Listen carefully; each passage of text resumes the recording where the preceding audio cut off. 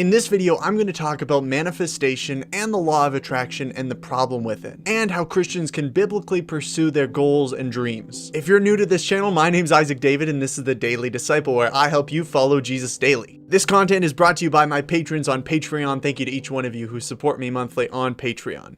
The idea of manifestation comes from what is called the law of attraction, which is a New Age philosophy. One manifestation website says this. It says, manifestation is looking into your own eyes and declaring your desire. Manifestation means to be the creator of your own reality. What we decide to focus on will expand. If that hokey New Age lingo isn't enough for you, you should know that it was majorly popularized by Oprah. You see, in the early 2000s, Oprah had this book club where she would get all her middle-aged lady viewers to pick up this one specific book, whatever it was for that month, and follow along in the discussion. Now, as you can imagine, whatever book she declared was the book of the month, that book spiked in popularity overnight. Oprah's approval meant a lot back then, unfortunately. The Secret was one such lucky book. Why do you call it The Secret?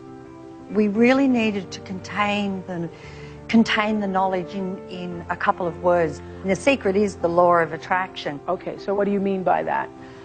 The law of attraction I would describe as the most powerful law in the universe, and it is the law by which we are creating our lives. So whether we realize it or not, the law of attraction is working all of the time. It heavily promoted the law of attraction and this idea of manifesting your own future. And as you can imagine, the middle-aged ladies of the early 2000s gobbled it up. Now, I don't want to shade those middle-aged ladies too much for bringing this thing into popularity, because it's all throughout motivational speaking even to this day. Your desire dictates your destiny. Desire it, believe it, repeat it, and it shall be yours. The life you've always wanted is almost within your grasp. Just keep manifesting your future. Sounds like a sweet deal, right? I mean, a lot of people thought so, and unfortunately, a lot of people still think so. So what does manifestation look like practically? Well, we have some advice from a young lady here. So you have to always stay present in the moment and be manifesting the things you want in the future by already having them in your mind, because that's how they come into the physical. And you can do this with anything. You can, if it's money, you can say, I'm making so much money every day. I make money all the time. I'm constantly bringing money into my life. I am wealthy, so on and so forth, whatever you want it to be. If you're attracting a specific person or a girlfriend or a boyfriend or a significant other, let's say you can say, I am so happy and grateful now that I am in a happy and loving relationship with blank. You can say my specific person. If it's an actual specific person that you know in real life, you can even use their name. There are some major problems with manifestation, and I probably don't need to spell them out for you to already be picking up on some of the red flags that appear. The problem is that it has infiltrated the church in large part. Now, I'm not going to get into too much of how manifestations infiltration, that's a lot there, tongue twister, into the church has really changed the message and really distorted the gospel in some cases. That would be for a whole nother video. But what we need to know is how to identify what is manifestation and why it is wrong. Let's go back to that manifestation website for a second.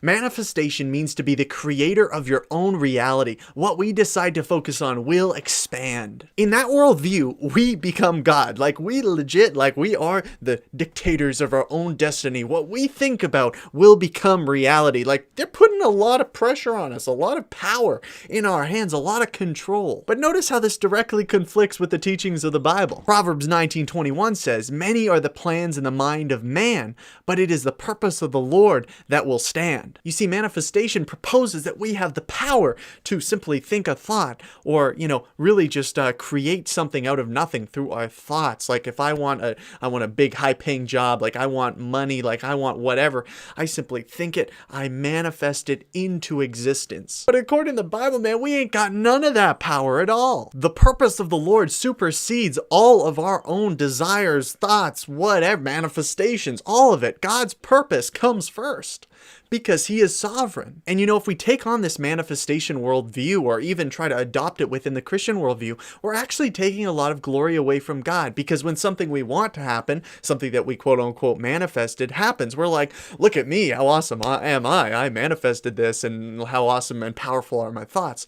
But it's like, yo, God did that, bro. Like, you did not do that. So we take the glory away from God that he deserves. And don't miss this too. The ugly truth of manifestation is that manifestation God does not deliver. You know, I'm convinced that manifestation only works if you have rich parents. No, but really, people have this obsession of asking the universe for stuff. Like, you can be in a conversation just randomly and they're like, I put it out there into the universe, or I asked the universe for it. And it's like, bro, the universe doesn't care about you. And I don't say that to be mean. I say that to direct you to God, who actually does care about you. You know, as Christians, we're called to bring all of our requests to God. But that doesn't mean they're always going to happen or always going to come true. And honestly, it's a good thing that they don't always come true, because God is infinitely wiser than us. If you got every single thing you wanted when you wanted, you would miss out on a lot of growth and also learning to rely on God. The Big Dipper doesn't care about you, but God does. So you're asking me, Isaac, yeah, but does this mean our thoughts don't matter at all? No, they do matter. No, our thoughts are important, and the Bible makes that clear. It actually talks about how we need to take every thought captive. It's not good for Christians to dwell in thoughts of self-pity or anger or anxiety. Like, those things should be submitted to God. We ought to submit our thoughts to Him.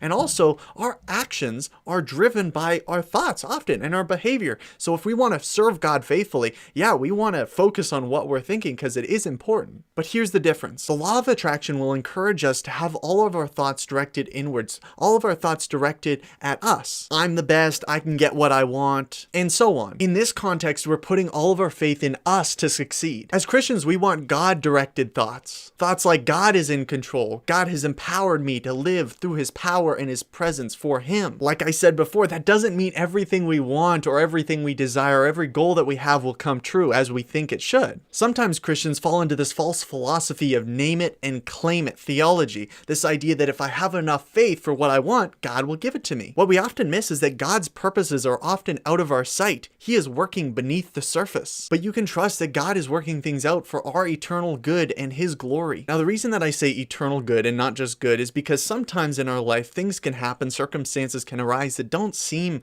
good. Like, I mean, you even think about the disciples, right? Was their martyrdom good? Was that good? Like, did they have nice, good lives? Was God looking out for them? No, well, we say eternal good because in the grand scheme of things, think about God's purpose and how it's been revealed to us through those disciples. Like, look at how the gospel is spread to many billions or many millions, billions of people, right? Like, that's unbelievable. We get a glimpse of God's purpose there. Was that good that the disciples died, that was their purpose? In the grand scheme of things, yes, that was good because it served God's purpose. And so for us, we can sometimes look at our lives and we're like, yo, God, I thought you were looking out for my good and this seems tough. But what we can't see is what's going on underneath the surface, how God is using that, how God is working in us and through us. We sometimes take on such a limited perspective or tunnel vision and we're like, God, how are you actually using this?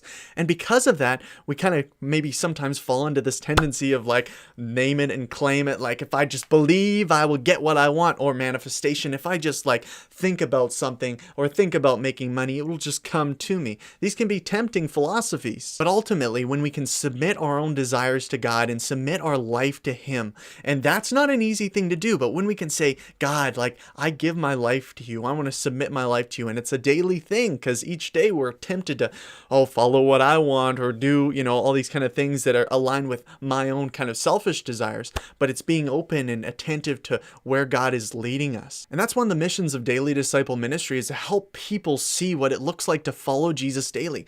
Part of that, and a big aspect of that, is submitting our lives to Him, our day to Him, and say, God, like, I have these goals, I have these desires, help align them with your heart, help align them with your will, because it's not a bad thing to want to pursue, like, you have goals in this area or whatever, like, that's awesome. But the key is being attentive to what God is saying to us through other people, through circumstances, through His Word, through the Holy Spirit, being attentive to those things so we're able to properly discern, okay, this is a good direction. Okay, I'm going to keep going here. And it's a process. I'm not going to say this is an easy thing, like you're going to get a sign from God and be like, okay, I know what's going on. But it's like, I'm going to submit my life to Him. That's the best place to be, because I want to be following Jesus. That's going to be the best place for me. The last thing is, remember that God is working underneath the surface. Sometimes His purpose is out of sight, but it is always for our eternal good and His glory. Thank you so much for watching. I really appreciate it. If you're new here, subscribe down below because I'm putting out new videos all the time. If you have topic suggestions for future videos, leave them down in the comments and I'd love to know your thoughts about this video. A lot of you don't know, I have an Instagram at It's Isaac David and a TikTok at It's Isaac David as well. I'm I'm very active on TikTok, so if you're on there, definitely give me a follow, and it's very fun. I really enjoy it, and I will see you guys next time. God bless.